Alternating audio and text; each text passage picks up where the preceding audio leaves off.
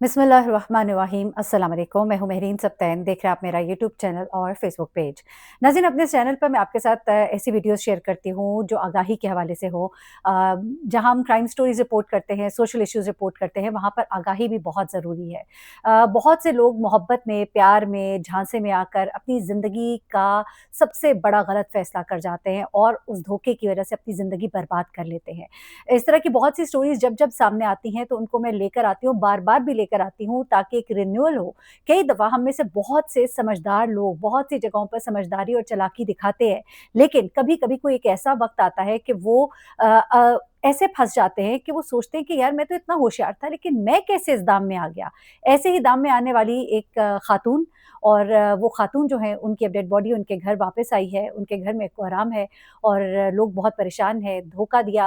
अ, वो मोहब्बत में, एहसास में, इज़्ज़त में मारे गए और किस तरह से अभी तक क्लूज़ जो हैं सब के सब बता रहे हैं कि अनवर बीबी जो है वो बेकसूर थी। अनवर बीबी और उनकी बहन जो इस वक़्त सऊदी अरब की जेल में थी, जिनमें से अनवर बीबी जो है अब इंतकाल कर गई हैं, उनकी डेड बॉडी पाकिस्तान आ गई, उन्हें दफ़ना दिया गया। पूरा गाँव उनके लिए बहुत अफ़सरदा था, जाने से पहले 1 दिन पहले जब अपने घरवालों से और अपने गाँव के लोगों से मिली थी, उम्रे के लिए वो जा रही थी, तो इतनी वो खुश थी कि उनके हमसाए बताते हैं कि वो हाथ उठा-उठा कर कह रही थी कि देखो मुझे अल्लाह का बुलावा आ गया। कैसे अल्लाह ने मेरी सुन ली, मैं अल्लाह के घर का दीदार करूँगी। लेकिन उन्हें नहीं मालूम था कि उन्हें वो दीदार नसीब ही नहीं होना, उन्हें जेल की चक्कियों के पीछे जाना पड़ेगा। बहुत से केसेज़ हमने रिपोर्ट किए, लेकिन ये भी अपने टाइप का एक अनोखा और मुख्तलिफ केस है, जहाँ पर इन लोगों ने कोशिश की थी कि ये बच जाए, लेकिन फिर भी ये दाम में आ गए। और ये मैं इसलिए भी बता रही हूँ, बड़ी माज़रत के साथ मैं उनको नहीं कहती, लेकिन ख़वातीन जो हैं कई दफ़ा जैसा हमने देखा है कि कहीं जाती हैं, उन्हें होता है कि अगर किसी न्याज़ पे गए हैं तो घरवालों के लिए कुछ ले जाएँ या फिर अगर कोई गिफ्ट दे रहा है तो वो सबसे पहले एक्सेप्ट कर लेती है। कई दफ़ा कॉन्सिक्वेंसेज़ को सोचे बगैर भी। अ, एक बार फिर माज़रत करूँगी, मर्दों के हवाले से मैं इसलिए भी कह रही हूँ कि ज़्यादातर मर्द जो है इन चीज़ों में बहुत विजिलेंट मैंने देखे हैं। जो कि इसलिए भी होते हैं क्योंकि वो दुनियादारी बहुत देख रहे होते हैं, दुनिया के मामलात, बाहर घूमना-फिरना, लोगों से मिलना, मर्दों से मिलना, लोगों के मामलात को जानना, इस वजह से भी बहुत सी चीज़ें जो है उनसे वो ज़रा ज़्यादा होशियार होते हैं और इसलिए वो ज़रा-सा प्रिकॉशनरी मेजर्स ज़्यादा लेते हैं ख़वातीन के निस्बत। अब इनके साथ हुआ क्या कि जब सब घरवालों ने इनकार कर दिया, इन्होंने चुप करके वो चीज़ रख ली और जब वो चीज़ रखी तो उसका उनको कितना बड़ा नुकसान हुआ। अनवर बीबी और उनकी बहन जो आज से 2 साल पहले पाकिस्तान से रवाना होती हैं उम्रा करने के लिए। बहुत ही खुश थी, उनके साथ घर के कुछ और अफ़राद मर्द हज़रात भी थे, वो भी उम्रा करने के लिए जा रहे थे। अब आप पूछेंगे कि वो हज़रात जो है उन्हें तो कुछ नहीं हुआ, इन्हें क्यों पकड़ लिया गया? देखिए, होता कुछ इस तरह से है कि इनके इलाके में एक शख़्स था। वो शख़्स जो है लोगों को वीज़े वग़ैरह के मामलात हल करके दिया करता था और उसने इनको आकर कहा कि भई मैं जो हूँ कोशिश करता हूँ हर साल 3 से 4 लोग उम्रे के लिए भेज दूँ और इस दफ़ा भी मैं उम्रे के लिए कुछ लोगों को भेजना चाहता हूँ। तो इस पर अनवर बीबी जो है उनके घर के जो अफ़राद हैं उनसे जो इंटरव्यू हुआ उसमें वो बताते हैं कि हमने कहा चलो जी ये बहुत ही अच्छी बात है। थोड़ा-सा हम हेज़िटेंट हुए कि पता नहीं ऐसे कैसे, लेकिन फिर हमने सुना कि इस तरह के मामलात बहुत होते हैं और सद्दाम इससे पहले भी लोगों को उम्रे पर भेज चुका है, तो हमें थोड़ी तसल्ली हुई और हमने अपनी वालदा और अपनी खाला और 1-2 और लोगों का नाम भी जो है उनके पास लिखवा दिया, क्योंकि हमारे साथ उनके मर्द का जाना भी ज़रूरी था, महरम का जाना ज़रूरी था। तो वो कहते हैं कि जब हमने उनसे ये बात सारी तय कर ली, मामलात सारे हुए, वीज़ा हुआ, टिकट हुआ, सब कुछ हो गया। जब सब कुछ हो गया तो फिर रवानगी का वक़्त आ गया, रवानगी का वक़्त आया, घर वालों से सबसे वो मिली, बहुत खुश थी। 1 दिन पहले वो बताते हैं कि रात को घर की जो होते हैं सहन होता है उसमें सारे गाँव के लोग आए, मिलने आए, मुबारकबाद दी, अपनी-अपनी दुआएँ जो हैं उनको बताई, किसी ने कागज़ पर लिख के दी, किसी ने ज़ुबानी दी। सबसे बहुत अच्छे से मिली और बहुत ही एक खुशी का माहौल था उनके घर में कि उम्रा करने जा रहे हैं।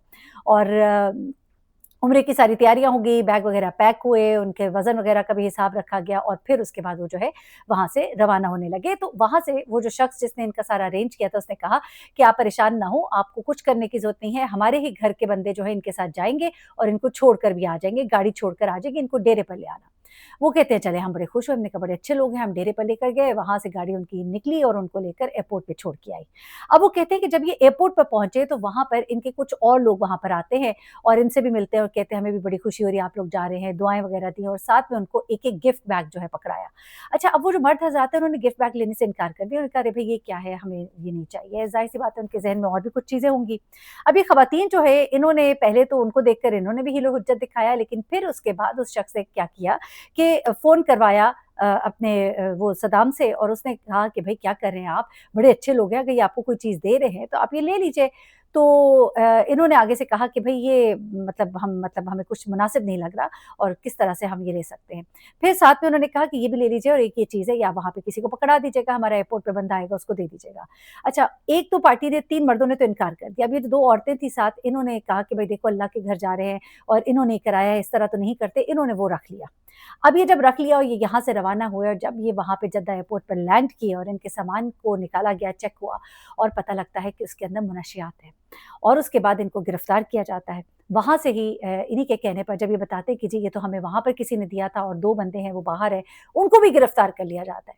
अब उसके बाद बाकायदा ट्रायल चलता है, अब घर वाले रो रहे हैं, पिट रहे हैं, अच्छा लड़कों को मर्दों को इजाज़त दे दी गई, अब वो क्या उम्रा कर रहे होंगे, दिमाग उनका सारा इधर उलझा हुआ है, जो भी हुआ उनके साथ, वो मर्द सारे वापस आए, उनको ज़ाहिर-सी बात है अपने टाइम पे वापस आना था, ख़वातीन को होगी वहाँ पर जेल और जेल भी ऐसी-वैसी नहीं बल्कि बड़ी यहाँ से कोशिशें की गई, यहाँ से प्रूफ़ इकट्ठे करने की कोशिश की गई कि इनको वहाँ पर दिया गया एयरपोर्ट पे अच्छा इतनी चालाकी और होशियारी के साथ इनको हैंड ओवर किया गया कि जब इस केस को इस तरह लेकर चलना चाहा कि कहीं पर कहीं कैमरे में नज़र आ रहा हो कि इनको ये पैकेट्स दिए जा रहे हैं या कुछ भी है या कोई ऐसी इनके पास ऑडियो नहीं थी, कोई ऐसा मैसेज नहीं था, उस बंदे ने ऐसा फुल प्रूफ काम करने की कोशिश की कि जब वो कॉल भी कर रहा होता था तो उसका ये होता था कि कॉल जो है व्हाट्सएप से हो, कॉल की रिकॉर्डिंग भी ना हो, कोई मैसेज भी ना जाए ऐसा कि जिसमें मैं कह रहा हूँ कि भाई वो कोई चीज़ दे रहे हैं, ले लो, रख लो, कुछ ऐसा नहीं।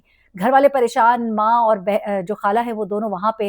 इब्रार साहब बताते हैं कि मैं यहाँ पे बहुत परेशान, कोई समझ नहीं आ रही, हमने बड़ी कोशिश की, हमने मिनिस्ट्री से दरख्वास्त की, सब कुछ किया, हम लोगों ने उन्हें पूरे प्रूफ दिए। अब जब मैं कहते हैं कि जैसे हमें पता लगा हमारी माँ और वालिदा को वहाँ पकड़ लिया गया है, हम फ़ौरन सद्दाम के पास गए, तो उसने कहा, ओहो! अच्छा और उसके बाद वो कहता है मैं कुछ करता हूँ। उसके बाद वो कहते हैं हम कॉल करते रह गए, कॉल नहीं उठाई, दोबारा डेरे पर गए तो वहाँ से वो गायब अपनी फैमिली और बच्चों समेत। अच्छा उसके बाद उसका कोई अता-पता नहीं, इन्होंने पुलिस को सारी उसकी तफ़सीलात दी, छापे मारे गए, वो आखिर गिरफ्तार हो गया। गिरफ्तार हुआ, यहाँ पे उसका केस चल रहा है, ट्रायल कोर्ट में है, पेशियों पे पेशियाँ, आपको पता ही है कि जिस तरह से ये मामलात चलते हैं और फिर जो ताकतवर लोग होते हैं या जिनके पास पैसा होता है, असर रसूख होता है, तो वो जिसकी लाठी उसकी भैंस वाला मामला है यहाँ पर। और दूसरी तरफ ये बेचारी माँ और खाला जो है, वहाँ जेल में थी, जेल की चक्की में थी और वहाँ पर उनको 25 साल कैद की सज़ा सुना दी गई थी। बड़ी परेशान थी, वो कहता है कि जब भी हमारी माँ से बात हुई तो वो कहती थी कि खुदा के लिए मुझे यहाँ से निकालो, ऐसा लगता है कि हमें किसी ने ज़िंदा कब्र में डाल दिया है और बड़ी ही एक तकलीफ़, दुःख और ज़ाहिर-सी बात है मुल्क से भी दूर, अपने मुल्क में भी नहीं, दूसरे मुल्क की जेल में और दूसरी ज़ुबान, दूसरे मुल्क के लोग, वो तकालीफ़ और वो चीज़ें जो है इसकी खाला जो है वो झेल ना सकी और अनवर बीवी की हो जाती है डेथ। उनकी मौत की खबर जब इन्हें पहुँचती है, घर में बड़ा एक ज़ाहिर-सी बात है दुःख है, तकलीफ़ है, एक मातम बरपा होता है, वहाँ से उनकी बॉडी को यहाँ पर फिर भेजा जाता है। और वो जो इब्रार साहब हैं, वो कहते हैं कि मैं बहुत परेशान हूँ कि मेरी माँ जो है, पहले तो फिर बहन का एक आसरा था, अब तो वो बिल्कुल ही अकेली हो गई और मुझे तो ऐसे खौफ़ आता है, रात को नींद नहीं आती कि किसी वक़्त मुझे अपनी माँ की भी खबर मिलेगी, क्योंकि वो अब कैसे वहाँ पे ज़िंदा रहेंगी, अब तो बहन भी ना रही। वो मुसीबतें, सोबतें उठाते-उठाते एक ज़रा-सी गफ़लत, एक ज़रा-सी गलती, काश कि वो भी ना कर देतीं, ना रखतीं। वो दुनियादारी और दीनदारी के मामलात में पड़कर उन्होंने वो गिफ्ट एक्सेप्ट कर लिया और डब्बा भी पकड़ लिया जो लोगों को देने के लिए था। और वो उनकी ज़िंदगी के लिए वबाल-ए-जहाँ बन गया, उनकी ज़िंदगी की सबसे बड़ी गलती बन गया। इसीलिए मैं बार-बार कहती हूँ, आपको याद होगा मैंने केस रिपोर्ट किया था, इंडिया के मियाँ-बीवी थे और नई-नई शादी हुई थी, हनीमून पैकेज जो है उनकी एक दूर की खाला रिश्तेदार ने दिया और जब वो जाने लगे तो उनको एक डब्बा भी साथ में दे दिया कि इसमें कोई टोबैको या कोई इस तरह की चीज़ है, किसी को गिफ्ट देना है। वो पैक था, उन्होंने ऐसे ही अपने सामान में रख लिया। जैसे ही वहाँ पर वो उतरे हैं, तो वहाँ पर कतर का हनीमून पैकेज था। जैसे कतर में उतरे, वहाँ पे उनको अरेस्ट कर लिया गया और फिर उसके बाद 4 साल वहाँ जेल में रहे। वो तो अल्लाह की तरफ से ऐसा हुआ कि वो पूरा प्रूफ़ मिल गया कि वो पूरी जो गुफ्तगू होती रही, जो सामान उनको ट्रांसफ़र किया गया, उनके घर के सीसीटीवी कैमरे से भी कुछ फुटेजेज़ दी कि किस तरह से वो आई थी, उन्होंने किस तरह से सामान पकड़ाया। वो गुफ्तगू भी उसके अंदर मौजूद थी कि वो दे रही हैं और कह रही हैं कि ये हमारा गिफ्ट है, ये किसी को दे देना और इस तरह से। तो उसके बाद फिर जो है वो मामला 4 साल के बाद आप क्या सोच सकते हैं कि वो जो कपल था, वो जो खातून थी, उसके एक बच्चे की डिलीवरी जो है वो भी जेल में हुई। 4 साल इन्होंने जेल में गुज़ारे एक नाकर्दा जुर्म के लिए। नई शादीशुदा जोड़ा, महीना 2 भी नहीं गुज़रे थे, घूमने-फिरने गए और उसके बाद क्या हुआ इन बेचारों के साथ। तो इसलिए मैं बार-बार कहती हूँ कोई आपको एक धेले की चीज़ भी पकड़ाए ना तो कोशिश करें मत पकड़े। अच्छे से छाँट-छटक के, पटक के, अच्छी तरह धो-धू के बल्कि कोशिश करें कहें जो देना है मुझे बता दें, मैं खुद खरीद के दे देती हूँ। वहाँ से कोई चीज़ मँगाता है तो कहें कि मैं वहाँ से खरीद के ले आती हूँ।